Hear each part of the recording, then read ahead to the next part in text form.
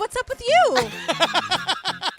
You guys, this is my favorite day. I love it when we get to take the episode 1 of a series and put it on the regular feed. Before we say anything else, you guys, I'll Be Gone in the Dark. Our coverage of this, I think, is some of the best coverage we have ever done. What do you think? Yeah, I think it helps that the series itself was really well made and also fits the TCO format really well, and it's also very well made, and we were really passionate about it. So I mean, it is definitely one of the best series I've ever watched. I have a friend in it, it turns out. It's so crazy. Know. My big question is the famous Paul Holes blazer, does it make an appearance in Ep1? I can't remember. Find out. Let's all find out together. I'm obsessed with Paul Holes in that blazer. It's my favorite thing. You guys, the other thing, Nancy Miller, who appears in episode 1, she was Michelle McNamara's editor for the LA Magazine piece about the Golden State Killer that was eventually turned into the book I'll Be Gone in the Dark.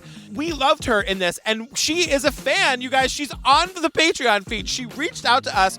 We did an interview with her, and it's live on Patreon as of today. So listen to this. You can find the rest of the episodes of I'll Be Gone in the Dark, in addition to like 150 other full bonus episodes, on Patreon right now, and our interview with Nancy Miller. I know. And she reached out after we were done with the coverage of it, right? Yes, and she was like, hey, so I listened to all of it. And, you know, we're holding our breath in that first sentence of the email where it's where is this going to go? And thankfully, she's like, a friend told her about the podcast. She joined Lady Pates. She listened to all of it. She reached out, and now we are best friends, and no one can tell me differently. We are best friends with Nancy Miller. Yeah. So enjoy episode 1 of I'll Be Gone in the Dark. You can get the rest of the series right now on Patreon, and we're going to say bye at the end. Yeah. All right, enjoy. Go. Get out of here, you. Go. Well, stay. Listen to the pod, but don't. We'll go. We'll see you later. Right.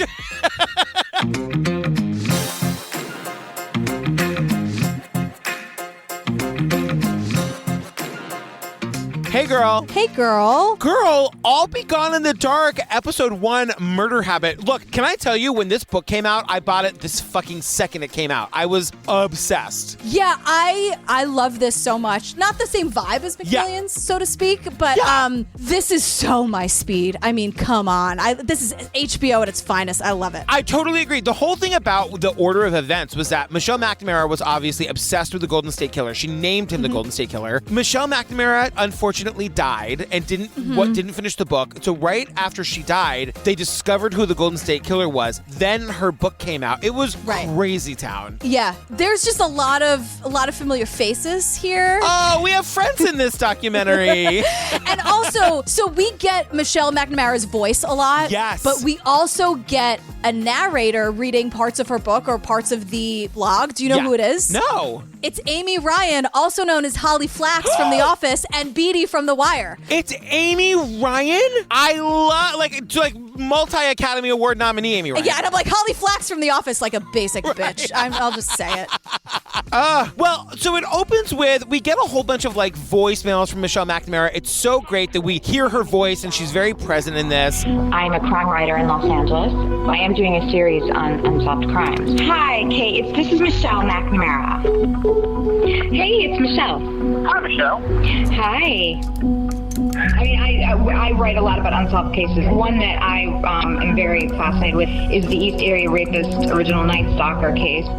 We learned that the case that she's most obsessed with is, guys, bear with me on this, East Area Rapist / Original Night Stalker. They give him the moniker Ear-Ons. Ear-Ons. I have on other podcasts screamed about how that is the worst, most annoying, like, eyesore of a fucking name for a serial killer. It makes me crazy. Ear-Ons. Ear-Ons. I know. And then so people say it like it's nothing. Like, it's just like, I had pancakes for breakfast. It's like, yeah, so she was really obsessed with Ear-Ons. Ear-Ons. It's terrible. And everyone's like, I don't know why no one knows about this case. I don't know why it never caught on. Ear-Ons? You guys, you get to choose between the Zodiac Killer or Ear-Ons. Like, who's going to get more media attention, you guys? And Michelle doesn't love that we're still talking about Zodiac, but I'm like, but Zodiac versus exactly what you said, or Ear-Ons. Like, Ear-Ons, people, girl. even if they think like, you know, he murdered people during their time of the Zodiac. No, he didn't. No. But people are interested to hear Zodiac. Oh. Exactly. Now, hold on a second. Exactly. Ear-Ons, pass. But I wanted to say, like, the thing about Michelle, too, that is, like, so relatable is that she says the things out loud that I think some of us are afraid to say. And she was, like, the first to say it.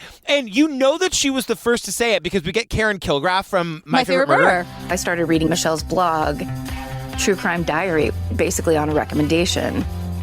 And I was obsessed with it. Like, she couldn't post enough. her stories and the way she told them made them so memorable. They all stuck with you. The My Favorite Murder women are so credited. And I mean, I give so much thanks to them for like creating a genre that we could easily slide into and like make a living as podcasters, But like we give them credit for being there first with My Favorite Murder, which doesn't sound controversial anymore. But when it first came out, like that name of that podcast, even I was like, you're not allowed to do that. But Karen Kilgraff is here to tell us later that Michelle did it first. Like she was the first one out there saying, I'm obsessed with this. I can't get enough of it. I have a murder habit and I was going to feed it for the rest of my life. Yeah. Then we get the opening credits. Another Amy I love is here. Amy Mann is doing this So My Speed, this nice and creepy but kind of motivating cover of Leonard Cohen's Avalanche. Well, I stepped into an avalanche. It covered up my soul. How did I not know that was Amy Mann? I love Amy Mann. So it's April 24th, 2018, and we're in like a book warehouse where Patton Oswalt, who was Michelle McNamara's husband, is like signing books. And I was like, why is he signing those? Right, because he wrote the afterword. Yes, and they got to that very quickly, but I was like, why is he signing his wife's book? That's really weird. I was like hypnotized by the sound and the rhythm of him signing those books.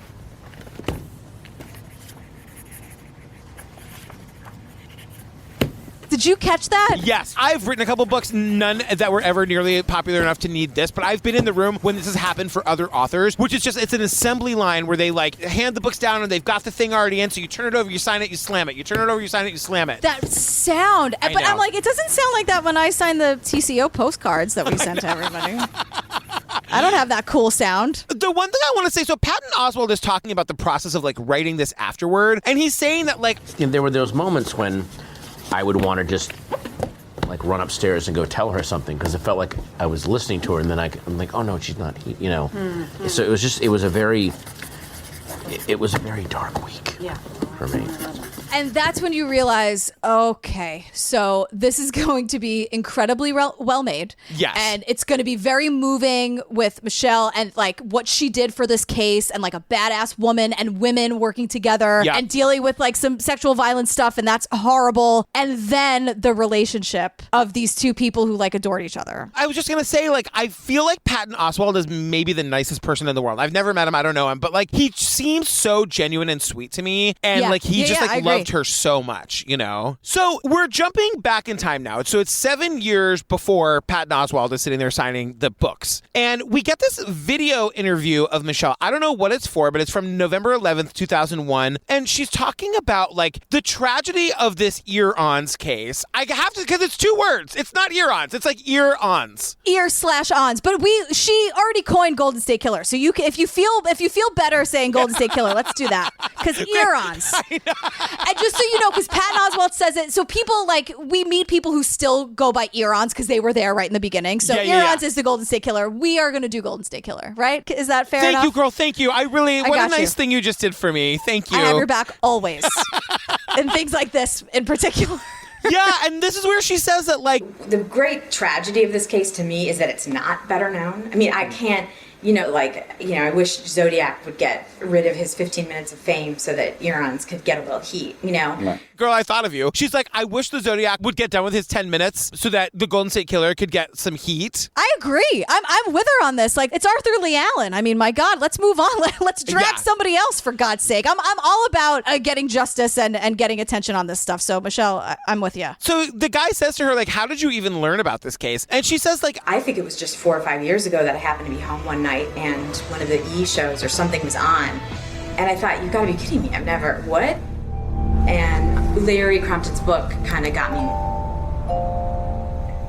That's been the last, year kind of obsession. Right. Started with that book.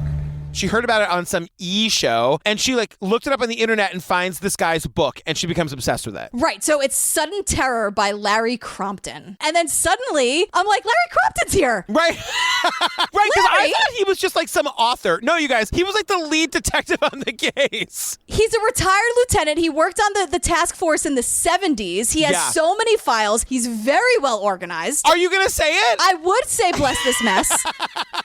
But Larry has everything in this this very cool looking, antique looking trunk, which I really, really appreciate. It's very well organized. It does feel a little bit like Steve Tipton was like, let me get my hands on those files. And he put it in envelopes. It's all alphabetized. Yeah, it's color-coded. But it's like all these, and this kind of blew my mind. It's like everything he's showing us in this trunk are all of the different, like, they were suspects that looked really good that then they ruled out. And it's sort of like, oh my God, how terrifying is it that there was enough fucking creepy dudes, like night stalking through Sacramento in the 70s, that there's this many files and they all looked good. Yeah, welcome to the world. Am I right?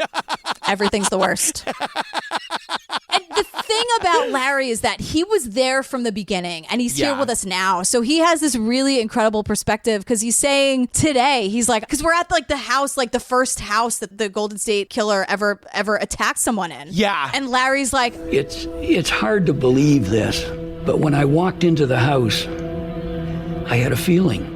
The hair on the back of my neck would just feel like it was standing up. Oh, it was just the fear that was in the victims, and listening to what they said, it just had a feeling that this is a madman.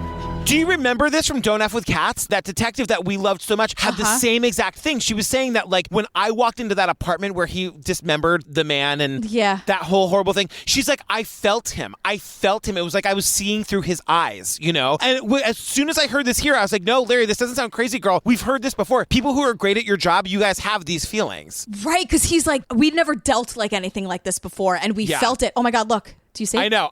Yeah, I know. The chills. So we learned throughout just really horrible, super trigger warning details about this guy. And I got to tell you, girl, this was like really hard for me to watch and listen to, but I love the fact that we have Michelle and some badass women at the helm of this. So buckle up, everybody. Yeah, like I forget that because I read this book, I knew all of this information about him. Right. But like, you know, we learned that he always wore a mask, always wore gloves, talked through clenched teeth, set the houses up prior to the victims arriving, unlocked doors and windows, open gates. This is the most terrifying thing to me. He would stalk the neighborhoods, we're going to learn, and he would choose his victims, and he was methodical about it, and he would learn their routines, and then he would like literally break into their houses before they got home and set it up so he had basically his equipment already placed around the house. He would prep the house. Yeah. He would do prep, and he would put like ligatures and stuff and like weapons behind pillows. So he would just be grabbing stuff from behind your pillow, under your couch. Yeah.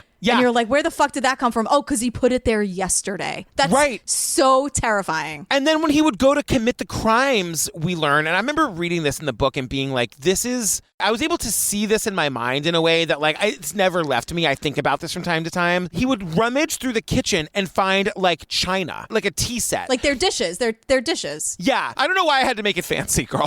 Yeah, I don't know. I was like, girl, it's bad. Again, when it's bad enough, we don't have to exaggerate. Just the facts, ma'am. Ma'am, just the facts. Yeah, exactly. But he would like take the tied up man and put him like face down in the living room and balance like plates and glasses on him. And he would say, if I hear these glasses rumble, I'm going to kill your wife. Yeah. And so Larry is telling us like, my job is to catch him, and I didn't do that. And I can't let it go. Oh, you're a good one, right, Larry? Don't. Larry, wait a second. I can feel like I'm falling for you, Larry, and I've been hurt so many times. I know. And it's just, please don't end up being garbage, Larry. I'm just now learning to love again. Right. Wait, what was her name? The lawyer from the Menendez case, Leslie Abramson. God, she really fucking turned on you, girl. She really did. It was really hard. I know. And Larry, I'm going to go easy on this, but right now it's feeling really great. And like, girl, you and we're at brunch and you're like, be careful. Remember what happened last time? And I'm like, no, I just feel it. I really get like a good energy. And so I'm good. Fingers crossed. I'm holding my breath. I know. And so we're back with Patton Oswalt, and he's saying like, I remember Michelle ultimately wanted to serve helping to get this guy caught. She looked at it from the hopeful, optimistic humans putting puzzles together, trying to get closure, trying to make sense of violence and despair.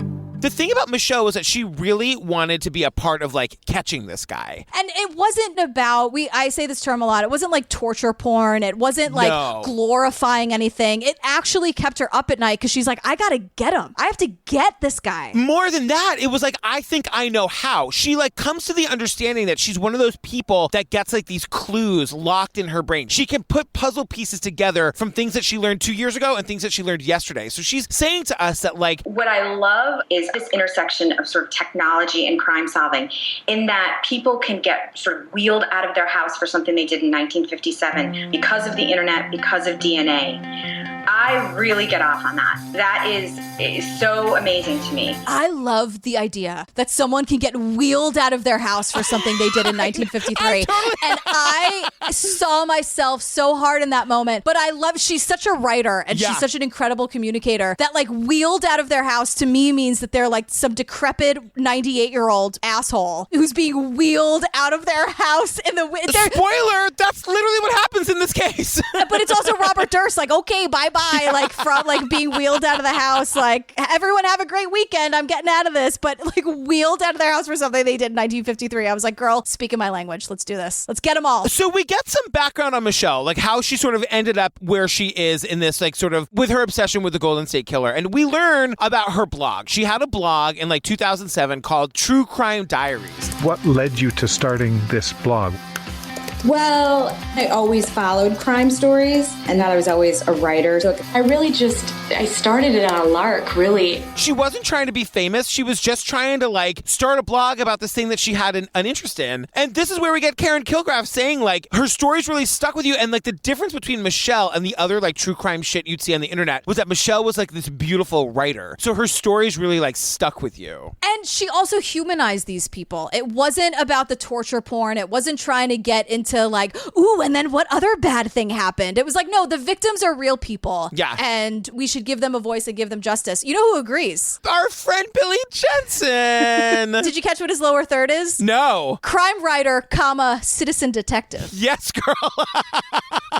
Billy, hey girl, nice gigantic office you have there. My goodness. I know. So like I said this a little bit at the top about how like the idea of like loving true crime was something that everyone sort of like always secretly felt, but Michelle was like the first person to like start saying it out loud. So we get this like radio interview. Do you want to take it?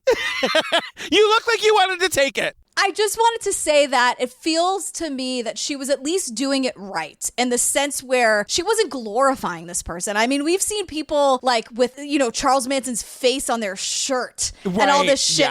She wasn't doing that. So she spoke to a lot of people who were interested, but horrified and fascinated and wanted to get to the bottom of it. And it wasn't like, isn't this the coolest story? Or was it romanticizing any of it? So she did both of them in kind of a beautifully written way. Like her words are like, I want to use the word intoxicating, but how obnoxious is that? You know what I mean? Like, yeah, because she does this interview with this like DJ or whoever it is who's like, she is a truth seeker is what she is. Let's face it, you have a career, you have a life because people are always going to get murdered. Well, you deal in the devil. The murder biz. You know, girl, you're always going to have a career because you're in the murder business and people are always going to get murdered, girl. And Michelle's like, you can tell she does not love that characterization of what she does.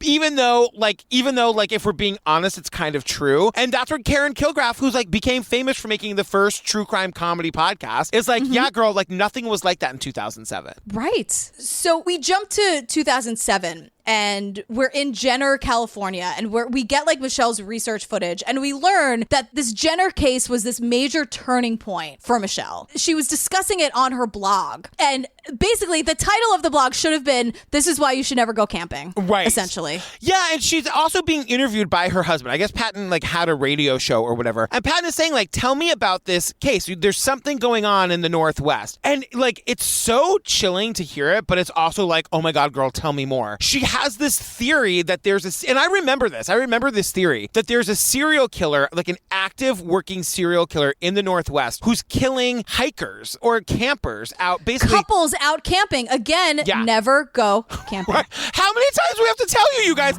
Yeah, I mean, I have a theory that there's a serial killer operating in the Northwest who is killing couples, like out camping. There's been about 4 or 5 cases where there seems to be no motive and they are both shot in the head. She's like, it's super random. There's no motive. And I'm like, so don't go outside ever? Yeah, I was doing it before it was cool. Quarantine. Okay? I'm not going camping regardless. But so she decides she's got to go see this for herself. So, there's these 4 different couples that have been found murdered, shot at very close range. And she goes to this place called Jenner and she goes down to this beach. It's not easy to get to this beach. You have to negotiate a tricky path down a rocky cliff. If you're the murderer, you had to really either know these people were there or really want to get to them or both. And she hikes her way down to this beach to sort of see this crime scene. And we're told that her doing this really changed everything. And guys, this is foreshadowing for what she does in the Golden State Killer case. That's why we're learning this. That in order for her to be able to write the way that she wanted to write, she had to go to these places and really be able to investigate them in person. Yeah, because Patton Oswalt's she knew she couldn't just click around. The act of actually going to the crime scene and walking the case made her go, oh, yeah, I can't just be clicking on the internet. I have to go visit places and look at places. It changed the way she wrote about it. So now she's being interviewed about this news story that she saw about. This is bananas. This is one of those things where it's she was here to do a certain kind of work, and this was the work she was here to do. Totally. She's brilliant at it. She just has she had a great brain for this kind of stuff. Totally. So she sees this news story about a kidnapping of a 13-year-old boy, and she's watching this, and her brain, in this amazing way it works, goes, you know what? That kind of reminds me of this case that nobody knows about from 5 years ago. There were things that were interesting to me, so I posted that I think whoever took this boy, Ben Ownby, probably also took this kid, Sean Hornbeck, and I posted it on a Wednesday. That Friday, the police in St. Louis went to investigate a tip about where Ben Ownby might be, and they knocked on the door, and Sean Hornbeck opened the door. I'm getting chills. I can't. Girl, I remember when this happened. I remember being like, what the fuck? And whoever's asking her about it is so, just to be clear, it's the boy who was kidnapped. And I'm like, why aren't you screaming about, why aren't you saying, wait a second, so the kid from 5 years ago that nobody knew about, he's the one who answered the door? And Michelle predicted it. She just knew. She was the way her brain works, she'd read a story about this kidnapping from 5 years ago, probably 5 years ago. And when she's learning about this kidnapping that just happened, she's like, wait, this really reminds me of that other thing from 5 fucking years ago. And she was absolutely right.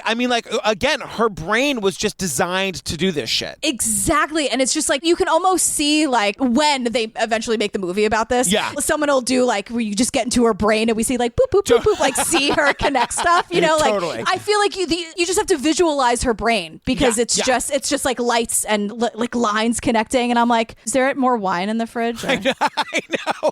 I'm really mad about this, but is there more wine anywhere? Can I just scream at Patrick about it for 2 hours? Cool. And Michelle McNamara is going to the beach and solving stuff on her blog. Some people are meant to solve crimes. Other people are meant to get drunk and talk about them doing it. Girl. And scream about it. Right.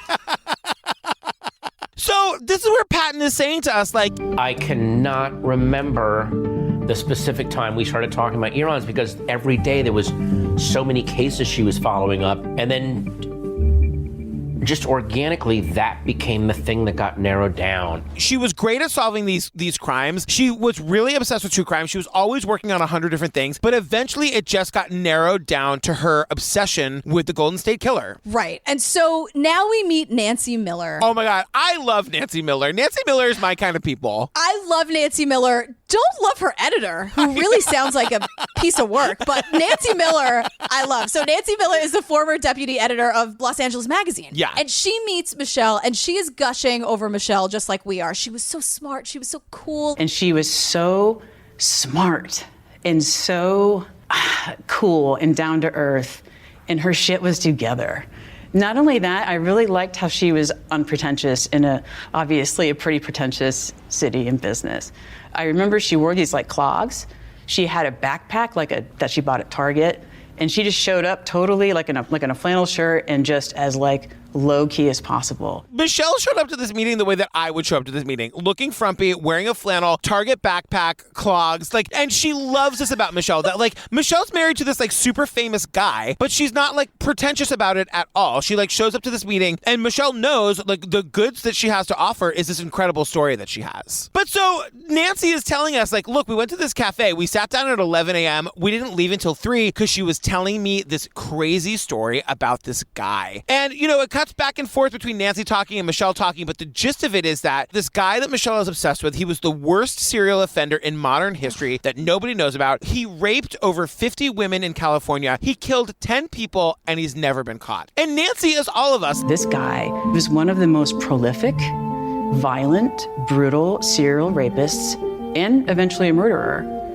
And I had never heard of him. Like you'd heard of Zodiac Killer, you heard Son of Sam, like you hear of all of these big, especially in the 70s and 80s, which seemed to be the most fertile period for these serial killer stories.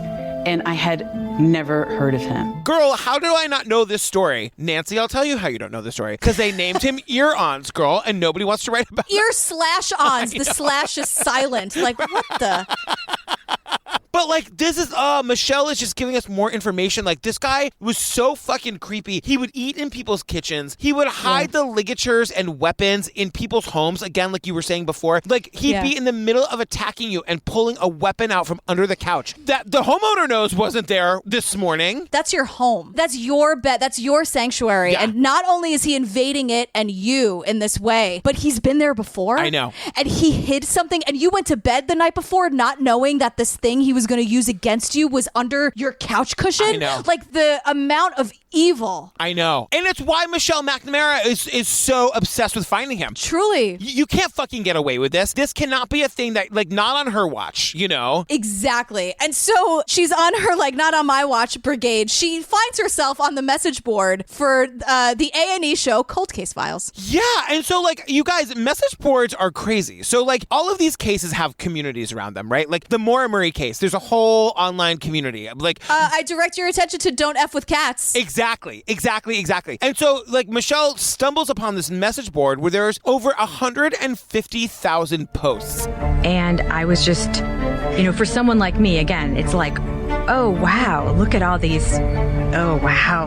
Like, wait, who would spend, all this time? Well, me, I guess, because it's a week later and I've read 20,000 posts. She's like, yeah, I looked at it and I thought it was crazy. And cut to me 4 days later, I've read every single one of those posts. Right. And Patton Oswalt's like, hi, so do you want like a date night? And she's like, no, I'm going to get him. And so Michelle is telling us, like, there's a lot of different factions on these message boards, but there were people that were starting to stand out right away as like people who were like what Body Movin' was saying and Don't F with Cats. Like there were certain people that you knew had their shit together that really cared, that knew the facts that were going to do it. And one of the first ones we meet is his name on the message board was The Kid, but we all now know him as Paul Haynes. So she reaches out to him privately and they develop this rapport, and it's like, it's such a weird world, this world, because although everybody wants to solve the case, everyone's super secretive about like what they know and the shit they've been able to get access to. It's kind of like everyone for themselves, even though it's bigger than all of them. Right. But they're still kind of like, what do you know? Whose side are you on? I worked really hard for this information. Can I trust you? Can I give this information to you? And so he says that, like, we started exchanging notes and developed a rapport pretty quickly.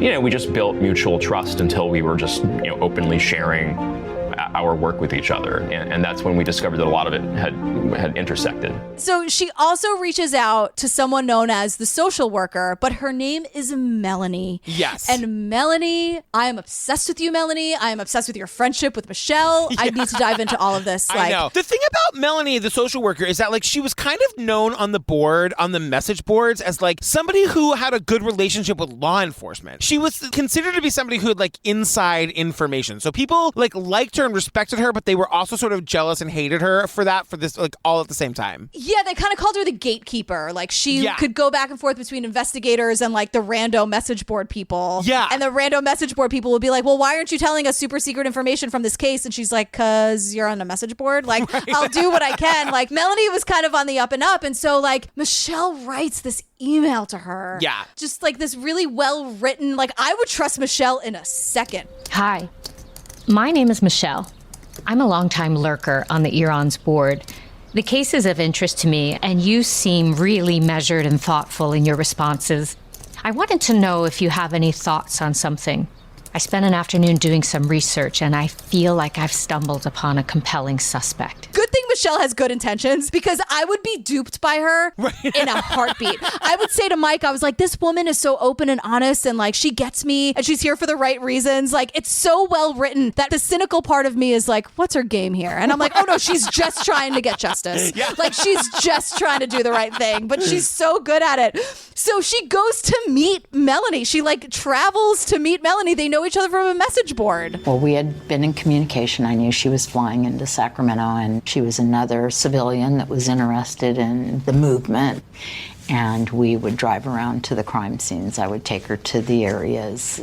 And so we drove around for hours. You know, that was the beginning of a relationship. We'll remain lifelong friends forever. Like, everyone is saying, like, Michelle is like, I loved her right away. Melanie is like, I love her right away. And Melanie says this. Melanie basically just says, let the women do the work. She's like, I have that in my notes too, because we see Melanie today. Yes. And she says this quote where it's like, me, some idiot, screams, let the women do the work. But Melanie, when I say that, this is what I mean. Melanie, girl, you have the floor. There's something about two women getting together that have a common cause and a common goal. And, you know, we're crusaders, we're warriors, we're on the path. Yes, girl, yes! And I just felt like, fuck yes. Like, we need more of that. Yeah. So Melanie takes Michelle and they like drive the crime scene. Remember how Michelle like needed to be in the places to be able to see them, to visualize them, and that helps her in her research and her writing. So we drive to Rancho Cordova, where victims 1 and 3 like live in the same neighborhood. This is really amazing because Melanie is taking us to the crime scenes, and then we get Michelle's footage. So we get this really cool edit of the two of them in the car. Just so thrilled to find like a sister in this. Yes. They're talking a mile a minute, and they're talking over each other, but they're not like cutting each other off. Yep. They just are finishing each other's sentences, and they're so excited, and they're like, she finally has like a partner in this, and she's so excited. And then we cut to Melanie now, and it's like, it looks exactly the same. Yeah. And I was thinking too, like, if I'm watching this documentary and I'm like, I live in Rancho Cordova, that's weird. Shit. And then you see them pull up in front of your house, and like, that's where attack number 1 or 3 happened.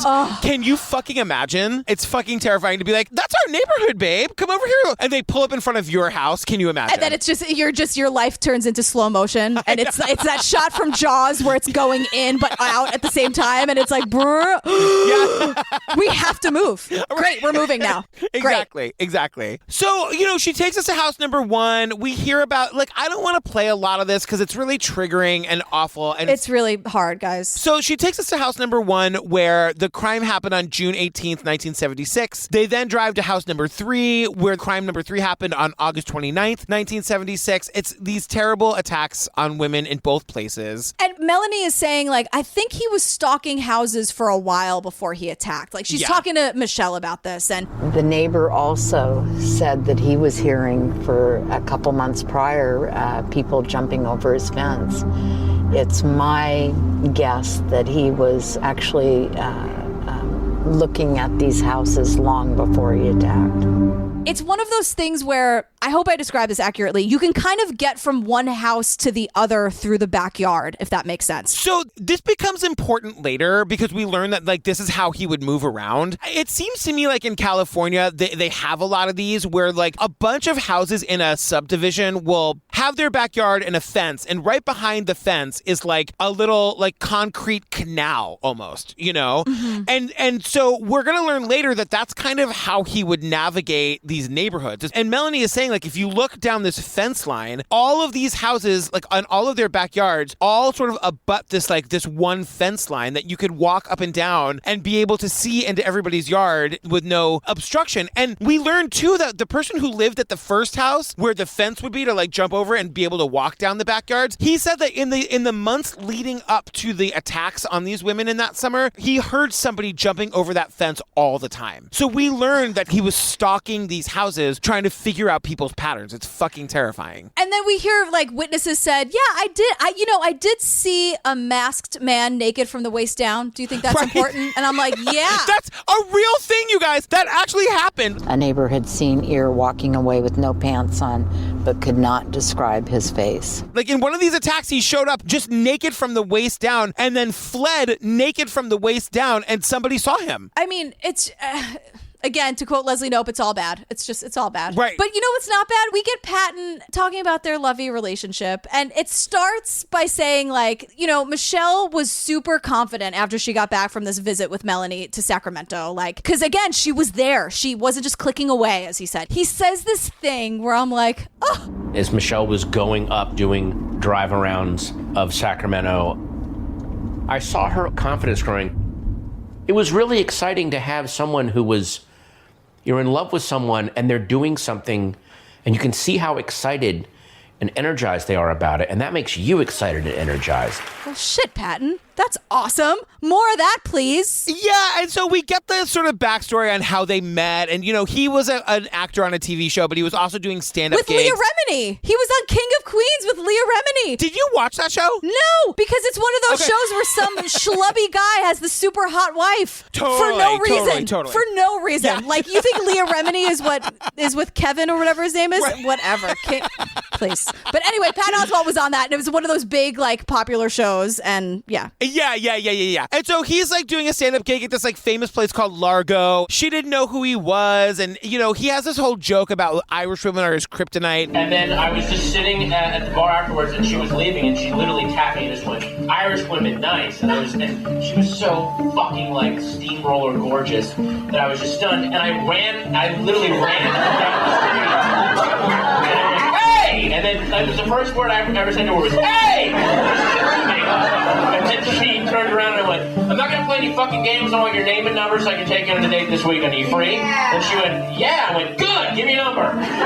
On this date, they go see this like Italian sci-fi movie, and he thought she was so cool and smart, and he's so intimidated by her. This story is like so kind of dated because they were like on the phone, like in bed, and they're like flipping around on TV, or he calls her. It's very When Harry Met Sally, when like he calls her and he's like, hey, our favorite movie, Creature of the Black Lagoon, is on. And she's like, girl, I'm already watching it. Let's watch it together. Like, this very like cute thing. And the Creature of the Black Lagoon, we'll get back to it. It's the only reason why I'm mentioning it. And it's terrifying. But this bit ends with Patton trying to explain how he finally like won her over. He says he refers to it as his Edward G. Robinson impression. I did not know what that was. Did you? Oh my God. Okay, Edward G. Robinson. So this is where my like you are a 90-year-old man. Like sometimes I think you're like a 20-year-old gay guy, but then there are other times that you're definitely like a 90-year-old man. Thank you.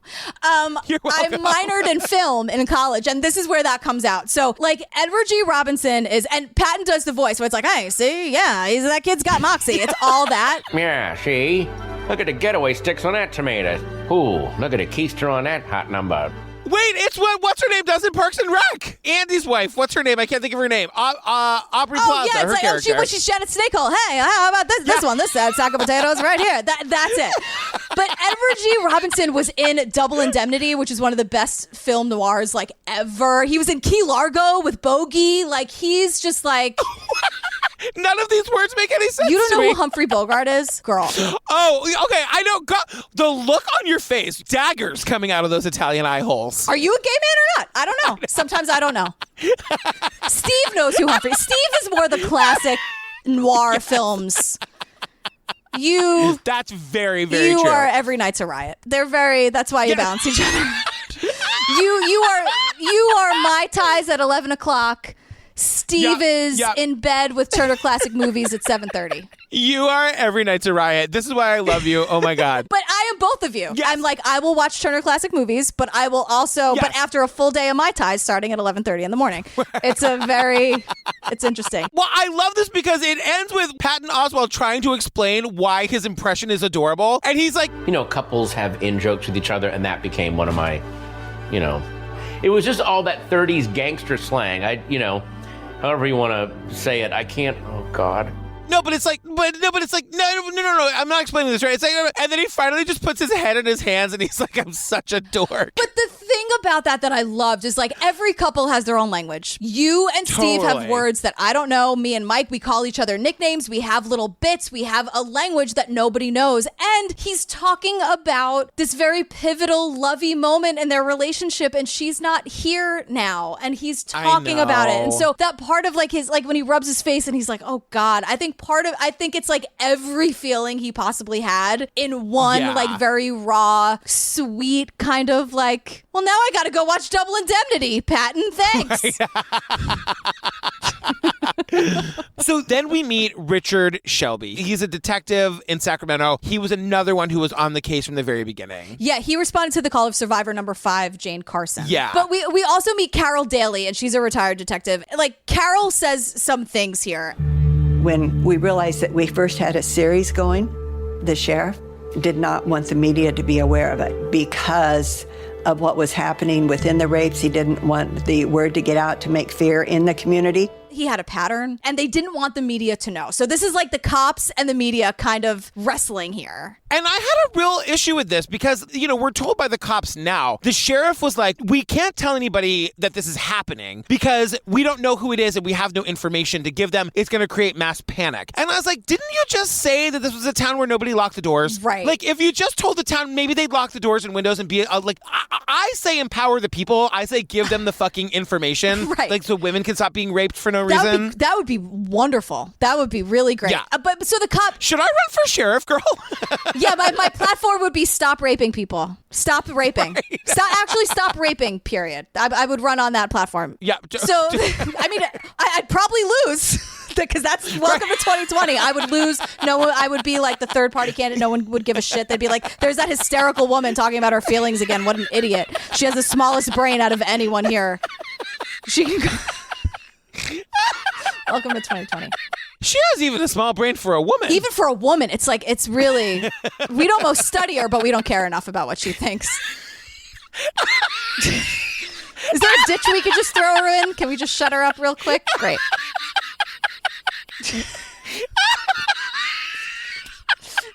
We would almost study her, but we can't be wasting valuable time and resources on that. So stupid. Who cares? I don't even want to know. I don't know.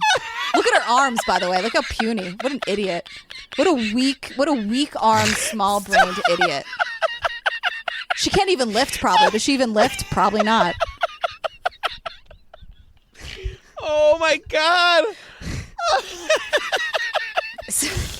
So the cops say to the press, hey, girl, please don't print anything. We're totally going to catch him. Please don't say anything. Please don't say anything. The media became aware of it. The sheriff said, please don't print anything. We're going to catch this guy.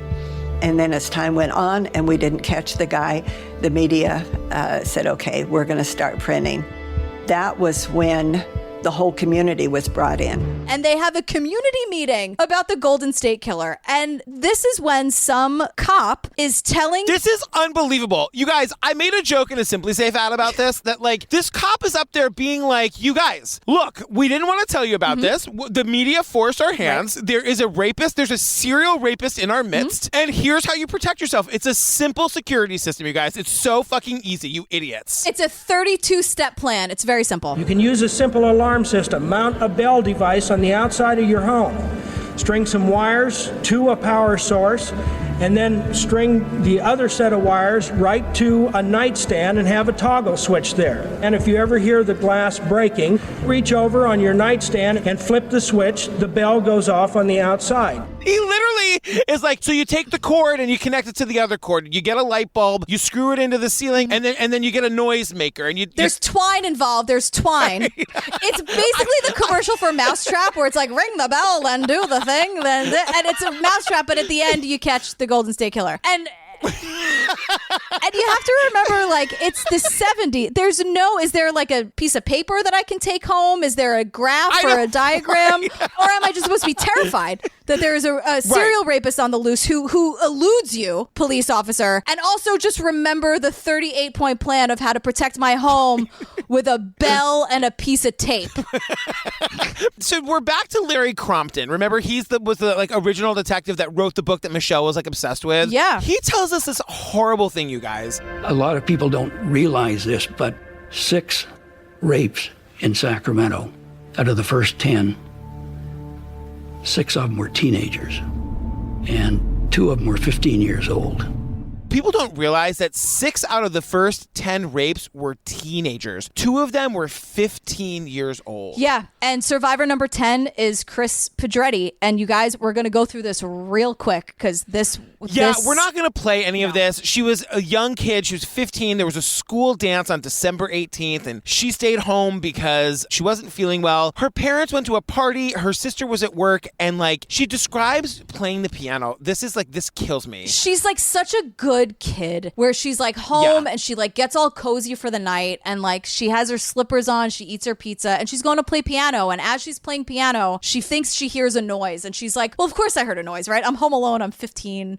You're right, always thinking that someone's right behind you. And the thing that rips your heart out is that somebody was behind her. Yeah. And the long and the short of it is he brutally rapes her over and over again for hours. Yep. And she's just sitting here telling us the story. And she's she's okay. She's a survivor. I love that this film refers to them all as survivors. And, she says that the thing that was just so telling, it was such a metaphor for this, was that after that, she could never play the piano again because she always felt like there was somebody standing right behind her. Yeah, that's that was the thing that made me really stand up and have to take a 10-minute break. She loved this thing so much, and she that was just that gutted me. It gutted me. It's terrible. It's terrible. So we're getting to the end of the episode, and remember how Michelle was pitching this article to Los Angeles Magazine, and the editor and the whatever her name, what was her name? The reporter Nancy. Yeah, Nancy. Yeah, and Nancy really liked the story, but was like, girl, we got to find a way to tie it to now, right? Because she keeps saying, she makes her editor sound like a piece of shit, because she's like, this is really important, but my editor's not going to like it. We got to make it a little juicy. And I'm like, Nancy, somewhere that editor is like, that's not exactly what I said. I just said, because Nancy says 15 times. I have to pitch this to my editor-in-chief.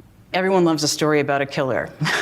But in order to get her interested, I had to convince her that this story was relevant now, and that it was a Los Angeles and a California story. I know this is really important, but what have you done for me lately? And somewhere I feel, unless that editor's total garbage, then that's fine.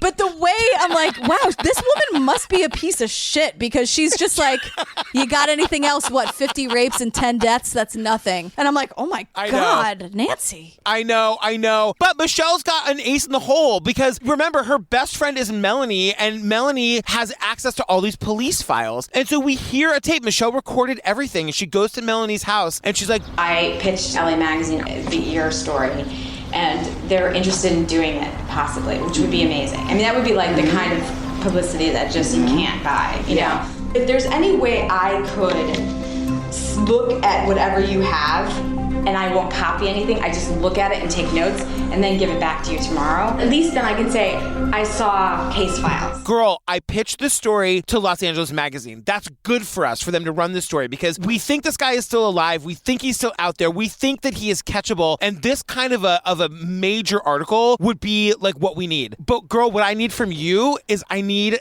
those files, girl. I've got to be able to go to this editor and say, I've seen something that nobody else has seen. So can I have access to your files? And Melanie's like, usually I'd say no, but we're best friends now. Right. And Melanie's like, look, if the message board only knew, I swore my life that I wouldn't let anyone see these. So how about this? You look at them now, here in front of me. Yeah. I cannot let these files leave my house. I can't break confidence, because technically they just said they couldn't leave my home. They're not leaving my home if you're looking at it on my living room couch, girl. So go through all those files and, let's see. And Michelle goes, well, how many pages are there? And she goes, 4,000 or 5,000. Right.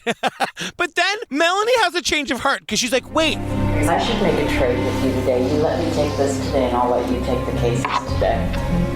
Well, and then we give them back. And then we give them back. I would do that. But we have to give them back. I can't believe I'm doing this, but I want to see your information. So how about this? You give me your information. I'll give you this flash drive with all 5,000 files on it right now. You've got 24 hours. Go to your hotel, do your thing. I'll do my thing. In the morning, we'll reconnect. And we'll give each other our shit back. You hear Melanie go, oh my God, I can't believe I'm doing this. She's like, the kid is going to kill me. Or we're going to get him. Golden Eron. We're going to get Erons. Is going to totally get me. Good thing Body Moving wasn't on that board, because she would have really, you got to follow the rules. And I remember this so vividly from the book because anybody who's obsessed with any particular case, if you get like a windfall of information on this thing, like Michelle cannot get back to her hotel fast enough. She's running red lights. She's going a million miles an hour. She's like going on and on about how like... Ahead of me was a rare 24-hour stretch without interference or distraction. No tiny hands slicked with paint asking to be washed. No preoccupied, hungry husband to inquire about dinner. No fucking kid to bother me. No hungry husband to bother me. No hungry husband. Michelle.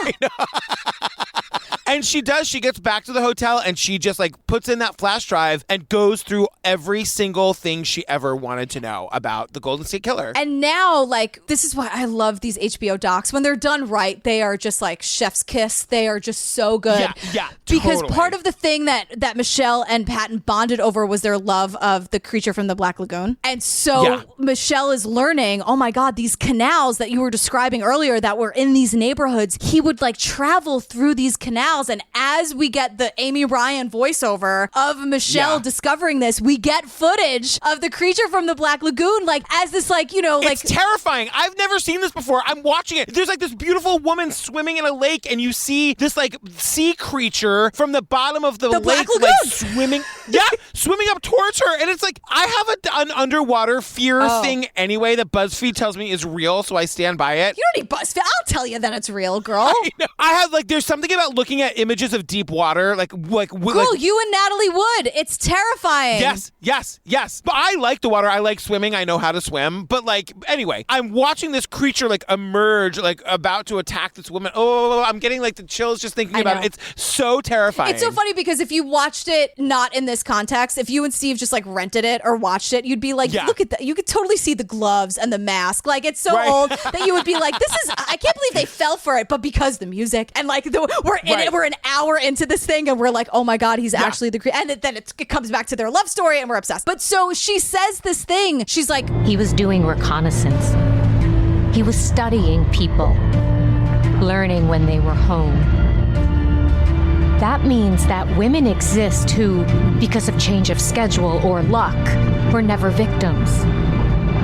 But they felt something terrifying brush against them. Women exist who, because of change of schedule or luck, were never victims. But like you, girl, she's talking to you, they felt something terrifying brush up against them. And it ends with this email of Nancy being like, girl, we got it. The story's a go. You finally told me something interesting enough. Let's do this. Episode over. Chills everywhere. I'm so in. I'm so in. You guys, thank you for listening to episode 1 of I'll Be Gone in the Dark. You can get the rest of the series right now on Patreon, which is where you can also find over 150 full bonus episodes to download and binge immediately. Yeah, and also ad-free versions of what's on this feed. Yeah, that's as well. true. Let's not forget that. I just want to say one more time, it's one of my most favorite documentaries series we've ever covered. I think it's some of our best work. I hope you guys will check it out. Yeah, it's just, we loved this series, and there's just so much waiting for you on the Patreon. If you're into it, great. If you're not, that's totally cool. Thanks for hanging for this hour, and we'll see you at your leisure and convenience. There's no pressure. If you want to find it, it's patreon.com/truecrimeobsessed, or you can go to our website, click on the Patreon link, and we love you guys. We love you. Thanks for letting this be our job, you guys. Thanks. Seriously, thank you. Seriously. All right. Thank you. Seriously, thank you. All right, bye. Bye.